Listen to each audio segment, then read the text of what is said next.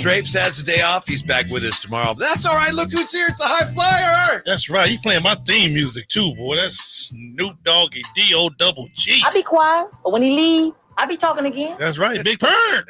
That's my guy. God. This is your theme music. All right, we'll have to remember that. Oh, man. Yeah. I mean, anything Snoop and Dre, man, I ride with it. I told you 2 fingers up and 2 twisted in the middle. That's on the hat. That's on the dome, baby.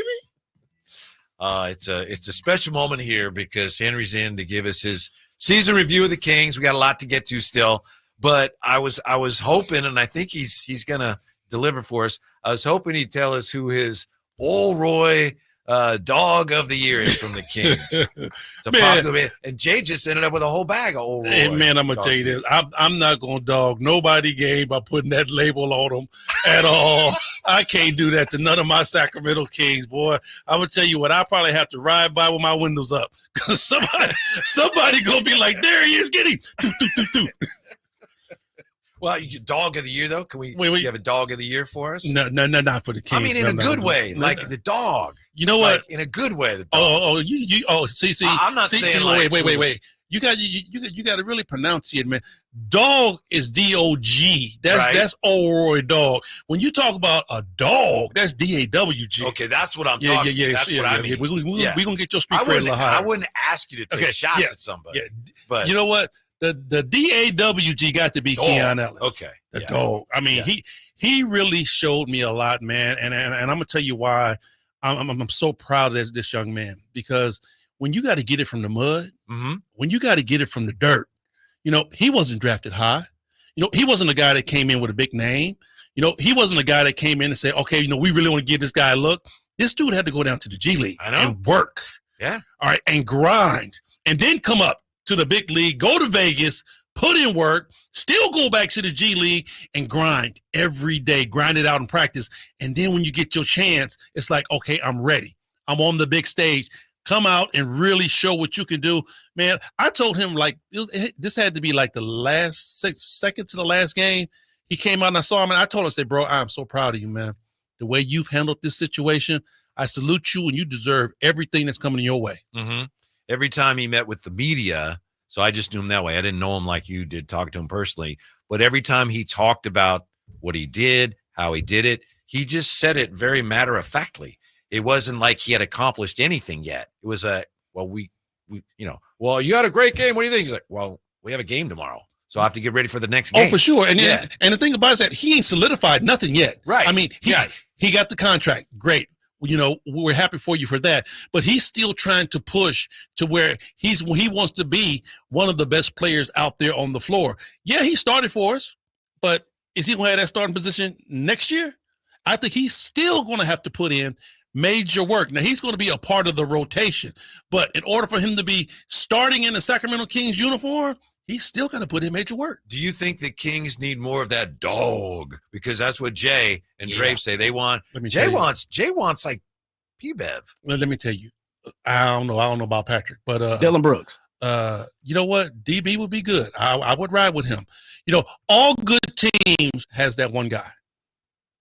They have that one guy that don't really have it all upstairs and is willing to go out and do anything it takes to win the basketball game.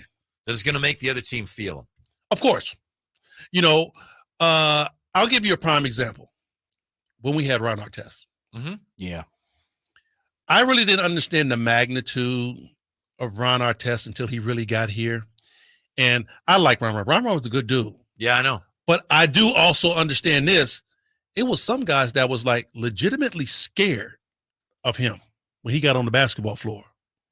Because he didn't have it all. As you said, it didn't seem like Ron is sharper than most people give him credit for. Yeah, right. But there were some instances where it's like, Ron, your facilities there? And let me tell you, and when some guys looked at him, you saw a little trickle of pee come down the back of their leg because they were scared of that dude.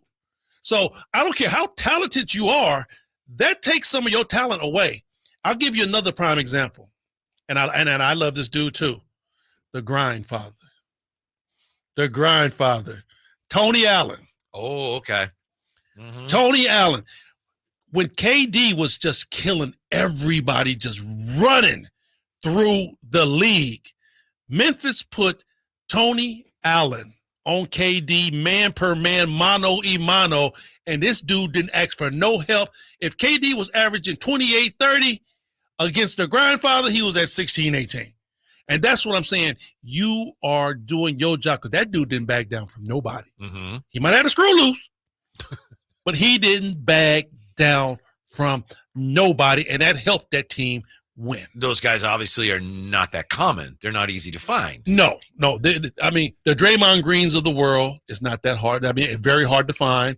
You know, I'll throw out Patrick Beverly, hard to find. Dylan Brooks, hard to find. Bobby Portis. Googly eyes look like he'll kill everybody in the building. Hard to find. You know, but they are those X Factor guys that when you have a dude that has major talent on the other end, Dennis Rodman, you put those guys out there and they will neutralize that talent. Charles Oakley? Oh, Charles Oakley, man. Anthony Mason, Xavier McDaniels. My era, we can go on and on. Right. I had to deal with those guys. Like, Mad Max. Bernie Maxwell. Yeah. Max. You know, you had to do like, man, I don't want to see this dude tomorrow, man. Jesus. Because you never knew what you was going to get. You know, are you going to get the nice dude? Or 9 times out of 10, they coming at you. I'll tell you what, the greatest, Michael Jordan, had that. I'm telling you, the first time I got a chance to get on the floor with Michael Jordan, you know, I was in awe. First of all, is this Mike? We in Chicago. This is Mike. You don't understand what I'm saying. This is Michael. You get to put your foot next to a legitimate Air Jordan. Now, are you trying when that's going on? Are you trying to put that out of your mind? I'm trying to put that out of my mind.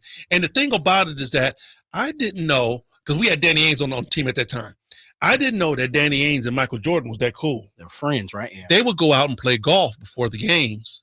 And Danny was talking trash to Michael Jordan. Oof. He said, yeah, we got a guy just like you. You just wait. So him and Danny talking trash at the beginning of the game. Jerry said, Hank, get in, get Danny. I said, okay. I go in, I sub for Danny, and it's like, you know, we're shooting a free throw. So I'm standing next to Mike. And, you know, you walk in and, like, today's NBA, everybody friends. They hug and kiss when they see each other. Right. I walk Lil in. Wayne and Birdman. Right. Yeah. I walk in, and I'm standing next to Mike, and this dude is just looking straight through me. And it was such of a stare. I'm like, did I do something to you, bro? I mean, I'm really looking like, did I do something to you? And he had that killer look like, I'm about to kill you. But that's that mentality, bro, that some of these dudes bring. You're like, wait a minute, I don't want to see this dude. Do you return it, or do you just pretend you don't see it? I pretend like I didn't see it. I'm not with no win. Because it's Because the first time you see Mike, right? After that, it becomes, no problem. But because the first time it's Mike J. I'll tell you what, see, that was my rookie year, bro. And just for me, I don't know how other guys do it, because I was like Keon Ellis. I wasn't that high draft pick, and I wasn't one of the guys that was getting a major look. I was one of the guys that came in and worked my butt off and got a spot, you know, and was talented enough to play the game. And back in those days, you had some dudes that was heavy hitters. I remember the first time we played LA, and Magic walked on the floor, Worthy and Kareem and Byron Scott and AC Green. I'm like, Jesus, this here's a rock band, you know? And then, okay, you go to Boston and you got Bird, McHale, and the Chief, Dennis Johnson. I'm like, ooh, you know? Roll over to Atlanta, you got Spud Webb, Dominique Wilkins, Cliff Livingston, what's my man with the little tiny arm? Kevin Willis. I mean, I had to really ask myself, do you belong here? I really did. My first month, I really questioned myself, did I belong here? Until I went up and blocked somebody's shot, and I was like, yeah, I'm here. But yeah, man, I mean, back in those days. So you handled Michael okay, though, that game? No. We don't talk about that. No. I noticed you went from there to started talking about. Hey, he's doing what Drapes does. Yeah. Like, skipped over a few things. Hey, but Jay, I'll tell you though, bro. I mean, my first year, I had to learn. I really, really had to learn, because I'm playing the 2-3 spot. You know, that's a lot of competition coming back at you. Clyde Drexler's and see, and then I was in that era to where Magic Johnson was a point guard. He was 6'9". And that was the era to where they were bringing in Jay Kidd, Penny Hardaway, Gary Payton. All of these guards were 6'7", 6'6", and I'm guarding these guys. So, yeah, I have to guard Larry Bird, who's 6'10". Yeah, I got to guard Dominique Wilkins at 6'8". Those are 3 guys. And now I'm guarding Michael Jordan at the 2. And then we play L.A., I'm guarding Magic at the 1. Magic at the 1, yeah. So, man, do you think I had a night off? Yeah, no. Yeah. Not at all. Yeah. The High Flyer is with us, and it's his Kings media exit interview. So we're just catching up on the High Flyer and his thoughts on this year. I know, listening to you, talking to you before and after games, you were as frustrated by the Kings as any fan was this year. What frustrated you the most overall? The fact that this team's ability, they were able to get up double digits. They were able to get up 20 points on a basketball team, and then for somehow miraculously let a team back in the game. I think that might have been my most disappointing attribute that this team did. You know, I understand the injuries. I understood, you know, you didn't make a big splash in free agency. I understand everything that this team went through. But the thing that frustrated me the most is that you showed me the ability to be able to win a basketball game, to be able to dominate a basketball game. But you also showed me in that same game that you have the ability to crumble and fold and just let a team back into a game to where you totally had control over. Mm-hmm. Let me piggyback on that. This is something I've been asking just about everybody that we've had on the show. You giving the Kings a C-. Yeah. You've been frustrated. We, as Whitey said, we've heard you every single game, every single day. We get to hear you when the Kings play. Has this, to you, is this season been a failure, or is it something you believe you can build on, or is it something you're like, let's rinse and repeat, or let's just forget about it? Part of the process, failure? First of all, we already did the rinse and repeat. Okay, the clothes still came out dirty. That didn't work. All right. Did I consider this year a failure? Yes, I did. I'm not going to even sugarcoat it. I work for the Sacramento Kings. I love this team. I want this team to be better. When I looked at the totality of what this team was able to do, I wanted this team to make it to the playoffs. I didn't care if they got swept out the first round. I at least wanted them to make it again. So it wasn't one of those situations to where, yeah, they made it to the third last year, but that was just a fluke. Let's see what they do this year. And we did exactly what a lot of the experts said. We crumbled and fell back and didn't make the playoffs. So that's why I said it was a failure. Now, can you build off of this failure? You're going to have to. Seeing what the Sacramento Kings did when they just ran it back, I think it's easier for them to look at this basketball team and said, okay, we saw 2 years from this team. We saw the good, and then we saw where we need to change things. And so now they're going to have to make some changes. They're going to really have to make some changes. We talked about what the bench looked like, the bench expectations. The bench expectations was a lot larger than what they received off the bench. They got to make some changes on the bench. All right. They're starting 5. Their expectations was a lot larger than what they got out there on the floor.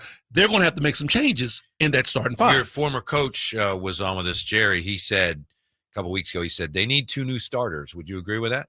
Wholeheartedly. Because I will say this.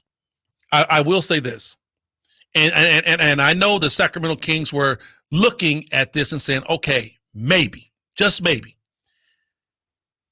if Kevin Huerter and Harrison Barnes and Keegan Murray gave you the exact same stats this year as they gave you last year, we'd be talking about a whole different situation. Yeah.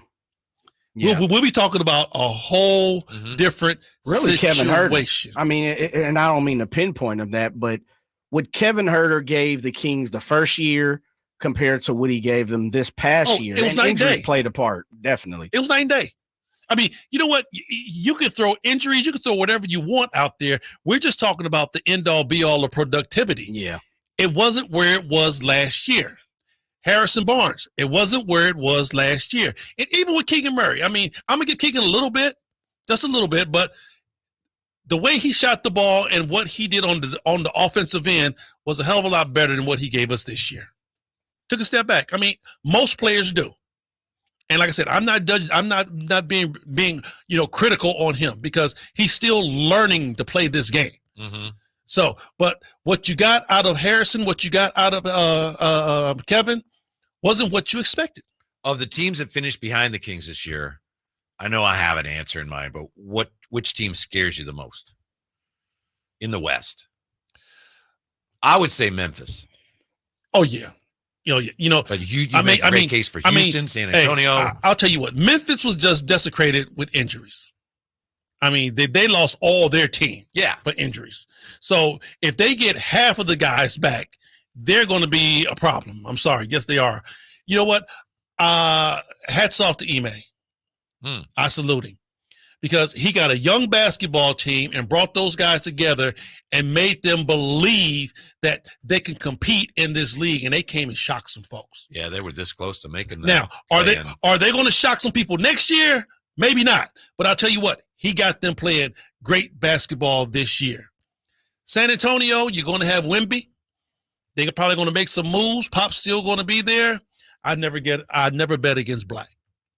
I think San Antonio will be a team that will be productive. They will be competitive. Mm-hmm. Now, where they're going to be, I don't know. And then LA. As long as LA got LeBron, they got AD, they're going to always go out and find somebody. What about Warriors? I said it earlier, and I'm going to stick by it. I'm going to stand on business. The Warriors are done. Warriors that had their last dance. What happens? There's whispers saying that Brandon Ingram might come. What if they get Brandon Ingram? Who? The Warriors? Yeah. Who's leaving? Because I think Clay is out the door. All right. If they bring Draymond back, if you don't bring him back, you got a lot of explaining to number 30 to do. You know what? I think at the end of the day, Steph probably ready for Draymond to go too, but he's just not going to say it. Mm-hmm. Because I'm sorry, it was plenty of nights out there to where Steph played his heart out. And then some of the antics that Draymond Green pulled to where he wasn't on the floor, it's like, bro, you leaving me. You my brother, but you leaving me out here to the wolves. It's like, hey, I know you see Scar over there. Him and his hyenas, they coming to get me. Where's my help here? You leave it. So I'm pretty sure Steph probably like, okay, well, we need to get somebody that's going to stick with me. Hey, you know what? Kuminga, he's not you, but I tell you what, he's giving us a whole lot. Yeah. Speaking of who's staying, who's leaving, High Flyer, what's your best guess on Malik Monk? Wow.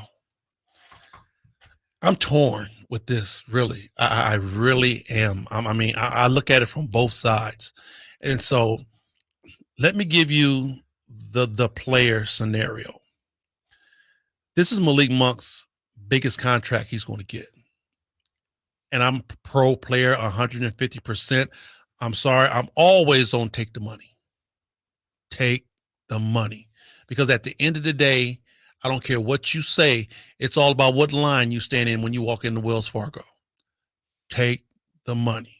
And I know other teams are going to be able to pay him a hell of a lot more than Sacramento Kings are. But in that same breath, that's player. In that same breath, are you going to be this exact Malik Monk on a different team? Be careful what you ask for. Right. I call it the Marion syndrome. When Sean Marion left Phoenix, he never was that same guy again. You really have to understand that your game is tailor-made for Sacramento. Mm-hmm. You're going to be all you can be here. But when you start talking about an upward number of 20 to 25. 20 to 25 mil? 20 to 25 M's? I'm going to take that chance. I'm sorry. Let me double down on that. I'm going to take that chance. Two things on the double down on that. 100 million, let's just say there's been whispers, reports Detroit Pistons might throw out $100 million at Malik Monk. I wouldn't doubt it. The second part of that too becomes, how do you entice Malik knowing that he wants to start? And at the same time, knowing you're hamstrung, you can't give him any more than the $78 million. What, like, as a player in that position, and you know where Detroit's a mess. But Jay, that's another strike against the Kings, because you're going to come to me and say, okay, you want me to take a 25M pay cut and come off the bench. I'm not in that starting position. I mean, that's like putting one hand behind my back and say, okay, you still want me to dribble a basketball, but all of a sudden you're going to put both hands behind my back and say, okay, give me a bucket. Bro, you handicapping me right now. Yeah. Like I said, I understand the situation that Malik is in, and I also understand the situation that the team is in. You know, I want Malik Monk here. Believe me, I want this dude. He helped us big time. The way we play is tailor-made for him. But when you start, I mean, you know, we all know money talks, and the rest of it runs a marathon. Do you think that he could coexist with Pop? No. I don't either. No. I don't either. No. I'm with you. No. Pop has a structured offense the way, you know, you have to be a Popovich guy to really be able to strive in the Popovich system, and he's not that guy. You know, can he go to other teams and be very productive? Like Orlando, maybe, or Atlanta, or yeah, and he's going to have to go to a team they're going to accept him for who he is. Because, you know, when he went to LA, all right, LeBron wasn't going for you done came down and took two bad shots. Now you done turned the basketball over. No. We're not doing that. No, we are not doing that. Give me this ball. You go over there and you stand and you watch. And if I throw it to you, you shoot. But that's not the way Malik plays. No, it's not. Malik plays reckless abandonment. He's got to be going up and down. That's why when you look at L.A. Malik compared to Sacramento Malik, you're like, where did this dude come from? He has the freedom to do what he wants. Yes. And you don't get that on every NBA team. So, you know, that's one thing that he has to think about. Yeah, the high flyer. Can you stick around for one more? Sure. Okay. He's taking us to the end of the show. Well, okay. I talked to him about that. He wasn't so sure. It's only 10 minutes, man. It's only 10 minutes. Today is the anniversary of what I think was the greatest game anyone played in the NBA. You played in the NBA. I'd be interested to know what you think, and we'll continue to wrap up